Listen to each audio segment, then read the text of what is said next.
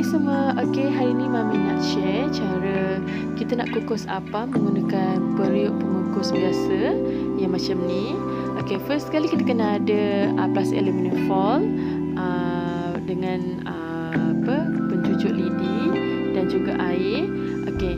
First sekali kita kena spraykan bahagian lubang-lubang tu dulu. Terutama yang lubang besar macam ni lah. Kita takut nanti apam kita nanti akan merekah kan, kalau terbesar api sikit ke. Kita tak pandai nak adjust lagi. Kita spraykan dulu dengan air.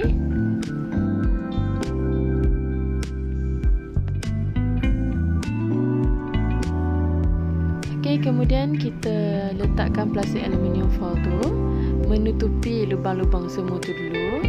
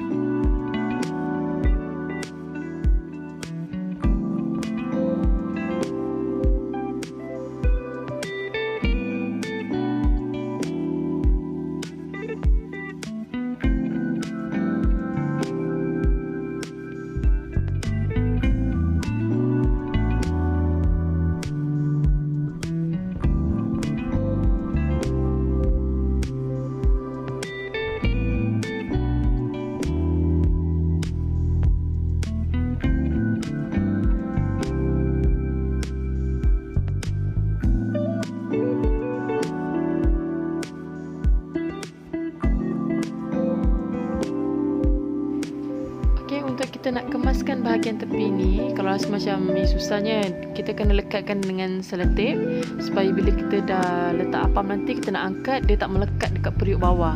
Kita selotipkan dulu, kita lipat-lipat pergi kemas.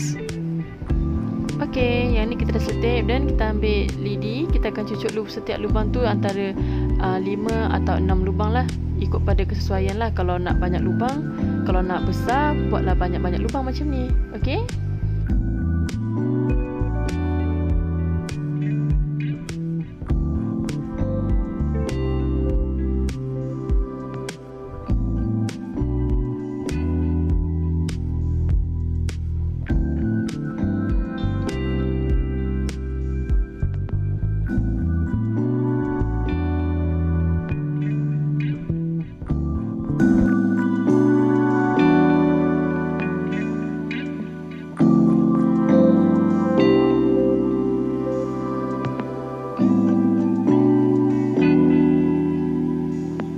Dah siap. Kemudian kita nak ajar cara kita nak balut penutup periuk supaya air kukusan tu tak menitik jatuh ke dalam atau ke atas apam.